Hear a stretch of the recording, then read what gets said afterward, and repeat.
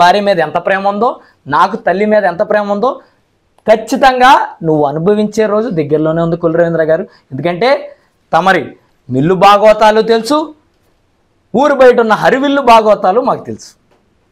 అలాగే వైజాగ్ చుట్టుపక్కల తమరు చేసేవన్నీ మాకు తెలుసు. కాబట్టి జాగ్రత్తగా ఉండు, రోజులు అనేవన్నీ నీ వైపే ఉండవు. అట్టా తిరిగి మళ్ళీ ఇటు వచ్చే రోజు ఖచ్చితంగా నువ్వు అన్నిటికీ సిద్ధపడి ఉండు. అట్లాగే మీరు చెప్పినట్టు జైలుకి వీటికి ప్రిపేర్డ్గానే ఉండండి. మరి మీరు ధైర్యంగా ఉంటారు కదా, మేము పిరికి వాళ్ళం కదా. కాబట్టి మీకు ఒకటే చెప్తున్నా, రాజకీయాలు చేయదలుచుకుంటే కరెక్ట్ పద్ధతిలో సరిగ్గా మర్యాద ఇచ్చి పుచ్చుకుని మాట్లాడుకుందాం. లేదు నాకు ఇట్టాగే రాజకీయం చేయాలని ఉందంటే మనిషికి పేషెన్స్ అనేది ఒకసారి ఉండదు, 2 సార్లు ఉండదు, ఎక్కువ కాలం ఉండదుగా రవీంద్ర గారు.